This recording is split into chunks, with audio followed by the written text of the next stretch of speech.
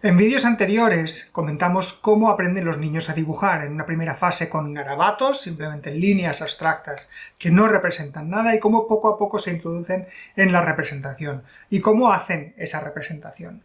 Hoy vamos a tratar cómo evoluciona ese camino, cómo dibuja un niño ya un poquito más mayor, entre los 6 y los 12 años. Vamos a coger un punto intermedio de los 9 años, por ejemplo.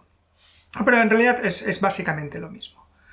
Lo que tenemos que comprender es que básicamente no cambia nada. Es decir, un niño de 9 años y un niño de 11 años dibuja prácticamente igual, con la misma estructura mental que un niño de 3 años. Porque sigue cumpliendo las mismas normas. La primera era, y eso es fundamental, solo dibuja las cosas de las cuales conoce el nombre. Y la segunda norma es que tiene un catálogo de formas limitado. Eso se mantiene, eso es estable de momento. ¿Cuál es la diferencia? Pues por supuesto han cambiado muchísimas cosas. Un niño más mayor conoce muchos más nombres y es capaz de hacer muchos más detalles al dibujo porque conoce muchas más cosas. Por eso sus dibujos van a ser mucho más ricos en detalles, mucho más complejos. Y por otro lado, es más hábil y su catálogo de formas se amplía muchísimo. Sigue siendo limitado, pero es muchísimo más amplio. Si en los primeros dibujos figurativos simplemente teníamos la herramienta básica del círculo y del palo, de la línea recta, eso era todo, pues ahora ya tenemos muchísimas opciones más, montones de opciones. La otra cosa que cambia es que dijimos que más o menos sobre los 6 años hay una crisis artística, ¿no? Y mucha gente deja de dibujar a los 6 años. Eso hace que la gente que continúa dibujando a partir de los 6 años es gente que de forma natural tiene un interés especial por el dibujo, por la representación artística, y se va a fijar más. Van a ser niños que van a estar más atentos cuando miran los dibujos de la tele a cómo en esos dibujos se hacen los ojos, o se hace la nariz, o cómo son las orejas. Van a estar fijándonos en esas cosas y van a empezar a utilizar los recursos que ven en los dibujos de otros en sus propios dibujos.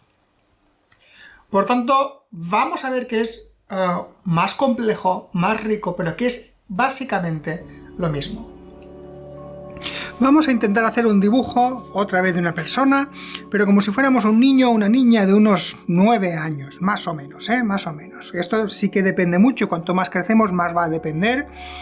Y también puede depender del contexto histórico, del contexto social, de un país a otro, del sistema educativo, puede depender de muchísimas cosas, incluso depende muchísimo de los dibujos animados que hagan por televisión, por tanto, intentad entender más lo que voy a contar que no el dibujo en sí. Vamos a empezar lo mismo que hicimos con el niño de 3 años, vamos a empezar con lo más importante, que es con lo que suelen empezar los niños, que es con la cabeza. Si para un niño de 3 años la cabeza era simplemente un círculo, ahora podemos encontrarnos con más posibilidades, porque vamos a poder encontrarnos que hay cabezas, por ejemplo, en el catálogo, este catálogo de cabezas que hemos visto, vamos a ver que hay cabezas que son como huevos, vamos a ver que hay cabezas que son como copas, que tienen el cuello incorporado, vamos a ver que hay cabezas que son triángulos, ¿no? Depende, ¿no? de todo el catálogo que tengamos de formas. Yo voy a coger la cabeza copa, que a mí me gusta. Voy a hacer la cabeza copa. Y vamos a poner aquí los ojos. Los ojos, otra vez, lo mismo. Pues tendríamos que ir al catálogo y podríamos ver que hay ojos que son redondos. Podríamos ver ojos que son como esta cosita feliz, ¿no? Hay ojos que son almendrados. Hay ojos que son simplemente dos paréntesis hacia arriba. Bueno, podríamos hacer muchísimos más. Podríamos hacer un ojo así, como queramos, ¿no? Hay montones, ¿no?, de tipos de ojos. Depende otra vez de la memoria visual de este chaval. Yo voy a coger estas, que me hacen mucha gracia también. Y vamos a ir con la nariz, que es justo lo que está debajo. Lo mismo, pues la nariz, podríamos tener la nariz de cerdito, podríamos tener la nariz así en triángulo, la nariz en curva. Había una nariz, que esto ya era para niños más grandes, que juntaba las cejas y la nariz. No sé si os acordáis. ¿Qué otros tipos de narices podría haber? Podría haber esta nariz. Podría haber esta como de brujilla. Todo también depende de la edad, esto ya es para niños más mayores, Pero no sé si os acordáis de cuando hacíamos esto. A mí personalmente la nariz era lo que más me frustraba, era lo que menos me gustaba de mis dibujos, porque siempre me parecía que no explicaban muy bien cómo era una nariz. Pero bueno, tenía que conformarme y ya está. Voy a hacerle la nariz de cerdito. Aquí. Y después la boca. Pues la boca, pues tenemos la boca sonrisa, normal, tenemos la boca sonrisa medio abierta, normal, tenemos la boca casi seria. Podemos tener una boca que es como de sorpresa con 2 dientecillos. Podemos tener, bueno, las bocas que queráis. A mí me gusta mucho la boca corazón, que es muy típica de las niñas, ¿no? Que hacían una especie de corazón cortado por la mitad, ¿no? Entonces voy a hacer este, en realidad. Y ya está. En el caso de que seamos una niña, que normalmente una niña o un niño con pendientes, si tenemos pendientes solemos pensar más en las orejas. Es más normal que los niños que juegan a fútbol, que no tienen pendientes, no hagan orejas y que las niñas sí. Entonces vamos a hacer una oreja. ¿Y cómo serían las orejas? Pues habría que ir al catálogo de orejas. Y normalmente eran muy simples. Una cosa así, podría ser simplemente, podría ser una espiral, porque tiene una forma muy compleja, podría ser cualquier tipo de forma, ¿no? Entonces si pensamos en orejas nos vienen a la cabeza todo esto, entonces escogemos la que más nos gusta. Voy a hacer esta. Y por supuesto, como lo he hecho porque quiero pendientes, voy a ponerle pendientes. Y vamos a ir al pelo. El pelo también es otra vez más una serie de catálogos. Está el pelo, sigue siendo con la raya en medio, podría ser. Por ejemplo, está el pelo pincho, está el pelo rizado. Bueno, y iríamos haciendo así todos los tipos de pelo que se nos ocurran. Yo voy a hacer uno que a mí me gusta, que yo lo llamo cabeza cortada con un hacha. Y es porque es una variante del pelo con la raya en medio, pero que tiene una curva aquí. Y que suele ir después con 2 colas. Me gusta que es cabeza cortada con un hacha porque tiene aquí una hendidura que realmente sería mortal para esta pobre niña. Para hacer el cuerpo, en general, no suelen dibujar el cuerpo, sino que dibujan la ropa directamente. Hay como los catálogos de ropa, y una vez más también depende. Por ejemplo, podrían dibujar la camiseta y un pantalón después, ¿no? O podrían hacer una camiseta manga corta. Entonces no dibujan el cuerpo, sino que dibujan la ropa. Entonces vamos a hacer en esta niña el vestidito, un vestidito que supongo que ya está pasado de moda, pero que se dibujaba mucho cuando yo tenía más o menos esta edad, ¿no? Y que sería una cosa así. Con un collar, y a veces le hacían incluso este tipo de bordaditos.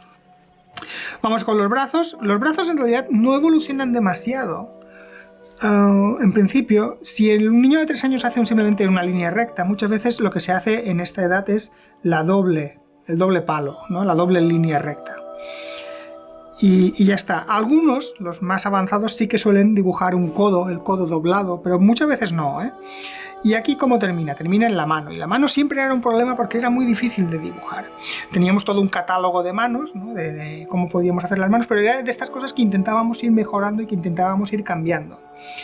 Yo me acuerdo que me conformé con una especie de círculo con círculos, que si os fijáis no se separa demasiado de un dibujo de un niño de 3 años, ¿eh? Es bastante parecido. La mano salchichita, por ejemplo, ¿no? Vendría a ser una cosa así. Y las piernas sería lo mismo, pues transformaríamos lo que era el palo simplemente en el niño de 3 años, haremos un doble palo. Y fijaos que muy pocas veces pensábamos, bueno, muy pocas veces no, nunca pensábamos en cómo es el cuerpo debajo del vestido. Y es muy habitual que las piernas no vayan a parar ninguna cadera ni a ningún tipo de sitio, simplemente salen, ¿no? Y pues venían los pies. Los pies eran complicados, no solamente la forma, sino la posición de los pies. Yo me acuerdo que era una cosa con la que yo probaba muchas cosas distintas, porque ¿qué hago? A ver, los pies, bueno, no vamos a hacer los catálogos de los pies, pero me acuerdo que siempre discutía a ver si los pies tenían que ir los dos hacia afuera, los dos hacia el mismo lado, que quedaba rarísimo, ¿no? ¿Cómo lo hacemos? Y yo me acuerdo que más adelante, era más grande de esta edad, pues llegué a la conclusión que la mejor manera era poner, vamos a dibujarlo aquí, vamos a hacer varios ejemplos, a ver, los dos pies hacia los lados, que suele ser lo más habitual. Después podemos hacer los dos pies hacia el mismo lado, que queda raro cuando es una figura frontal, que solemos dibujar figuras frontales. Entonces yo llegué a la conclusión de que quedaba bastante bien hacer un pie hacia un lado y el otro un poco tumbado, porque lo había visto en los dibujos. Pero me quedaba raro también, ¿eh? Entonces vamos a hacer lo más habitual, que sería uno a cada lado. Y vamos a hacer un zapatito normal con un lazo. Podríamos seguir elaborando este dibujo, ¿eh? Podríamos añadirle detalles o podríamos añadirle más cosas. Podríamos hacer todo el fondo, pero si os fijáis, y sobre todo si lo recordáis, porque esta fase ya la podemos recordar, este dibujo lo hacíamos a partir de este tipo de catálogos que teníamos en nuestra cabeza. Claro, no lo hacíamos del todo conscientemente, pero sí que en las cosas que nos costaban más, que en mi caso era, por ejemplo, la nariz, sí que iba probando diferentes narices, ¿no? Y un niño más superficial siempre haría el mismo tipo de ojos. En cambio, el niño que sabía dibujar bien de la clase era capaz de hacer diferentes tipos de ojos, diferentes tipos de cabezas, diferentes tipos de vestido. Es decir, podía hacerlo más variado que el resto. Y es porque se fijaba más en los dibujos que hacían en la tele o en los dibujos de los libros. Entonces, si os fijáis, esto vendría a ser el dibujo infantil, la manera de dibujar infantil que llevamos desde los... yo qué sé, ha ido evolucionando poco a poco desde los 3 años, desde los 6 años más o menos, podríamos decir, hasta los 12, más o menos, ¿no? Para mí, la parte más fundamental de esta etapa es entender cómo funcionan estos catálogos de formas. Yo me imagino que es como un gran almacén, yo me imagino el gran almacén del final de Indiana Jones, ¿no? Con todas las cajas, un gran almacén lleno de estanterías y cajas con nombres de cosas, y dentro de las cajas están las referentes. Por ejemplo, hay cajas de bocas, entonces puedes ir allí y ver varias bocas, con cajas de ojos, cajas de orejas, cajas de vestidos, cajas de perros, cajas de gatos, de árboles, de casas, de soles, ¿no? Cualquier cosa está metida en cajas en ese gran almacén en el que guardamos las imágenes que tenemos de las cosas. ¿De dónde sacamos esas imágenes? Sobre todo de otros dibujos. Los niños están fijándose constantemente en cómo son los dibujos que ellos ven. Y si hacemos un esfuerzo de memoria, vamos a darnos cuenta que nosotros lo hacíamos, que aparte de disfrutar mirando los dibujos de la tele, estábamos mirando cómo hace la oreja, cómo dibujan el ojo, y cómo en esta serie el ojo se dibuja de una manera y en esta otra se dibuja de otra manera, ¿no? Y vamos guardando esas imágenes en ese gran almacén que tenemos en nuestra cabeza. Claro, esto para mí es fundamental, porque este almacén no es otra cosa que la imaginación. La imaginación es la capacidad que tenemos de ver cosas que no podemos ver con los ojos, ¿no? Es poder ver cosas que están en nuestra mente. Y si están en nuestra mente es porque las hemos metido antes, es porque las hemos visto y las hemos guardado. Y esto es muy importante, la imaginación se va a utilizar, o la vamos a utilizar durante toda nuestra vida. No se refiere solamente a imágenes, se refiere a muchas otras cosas, pero nosotros nos vamos a centrar en las imágenes. Entender que la imaginación no es más que un catálogo más o menos ordenado de las imágenes que nos han llamado la atención durante nuestra vida es muy importante, porque si lo entendemos bien podemos utilizarla mejor. La imaginación se puede entrenar, se puede enriquecer. Y de hecho voy a hacer un vídeo después de este hablando de cómo entrenar la imaginación. No es cosa de niños, la seguimos utilizando durante toda nuestra vida. Quiero ahora hablar, porque hablaremos en el siguiente vídeo de la capacidad de entrenar, de potenciar nuestra imaginación. Quiero hablar ahora de las dificultades que se encuentran los niños a medida que van creciendo. Una de las cosas que podemos ver cuando intentamos retar a los niños a dibujar cosas es que cada vez son capaces de dibujar menos cosas. Así como a un niño de 3 años le puedes pedir lo que sea, que va a encontrar la manera de con su pobre lenguaje expresarlo, un niño más mayor va a tener muchas más dificultades. Y es porque cada vez que tenga más cajas, cuantas más cajas tenga, más vacíos tendrá. Es decir, si un niño de 3 años con un círculo y un palo puede representar cualquier cosa, a un niño de 9 años, si le pides que represente, por ejemplo, un ornitorrinco, y se va a buscar en su cabeza imágenes de ornitorrincos y no tiene, no va a ser capaz de traducirlo o de expresarlo con elementos más simples. Porque la representación se va haciendo cada vez más compleja y se basa cada vez más en modelos más complicados y más específicos. Por eso, cuando les pides según que no saben hacerlo, porque no tienen la caja correspondiente para eso, o no la tienen a mano, ¿no? A veces tenemos cajas pero que están escondidas y que no sabemos cómo llegar a ellas.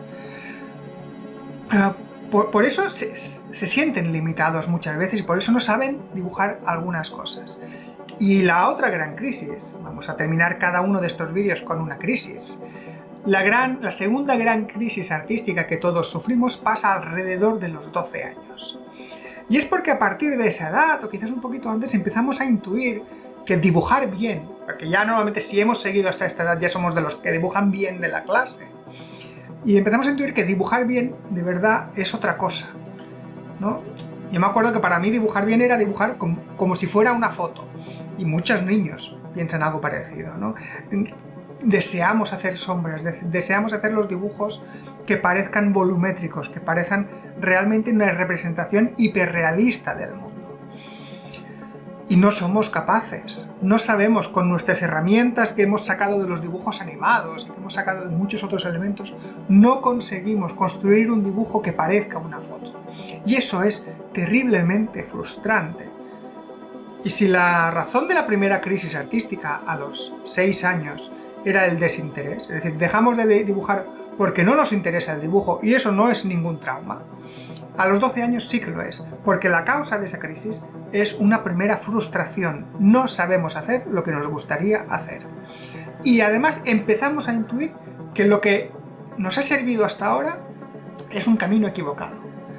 Porque vamos a intentar, sí, copiar cada vez dibujos más complejos y vamos a empezar a dibujar partes de cuerpos con sombras, por ejemplo el ojo. El ojo es muy típico, hacer un dibujo de un ojo con sombras, ¿no? Pero dibujamos partes sueltas y empezamos a no hacer trampas, porque es necesario para este proceso, pero empezamos a calcar mucho, empezamos a copiar directamente un dibujo tal cual, no usarlo como referente para hacer algo más, sino copiar el dibujo tal cual.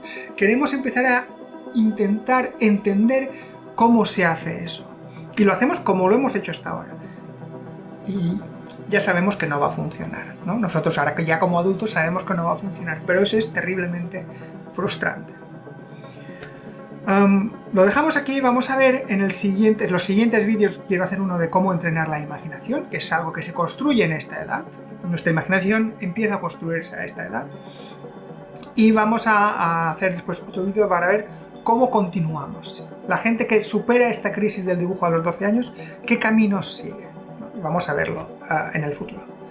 Espero que te parezca útil este contenido. A mí me parece muy interesante para reflexionar sobre nuestro propio trabajo y saber evaluar si estamos utilizando las mismas herramientas o tenemos algunas nuevas. Por favor, coméntamelo en los comentarios, envíame un mensaje si quieres. Si te parece interesante, por favor, dímelo. Considera en suscribirte a mi canal de Patreon y nos vemos pronto en el siguiente vídeo. Muchas gracias.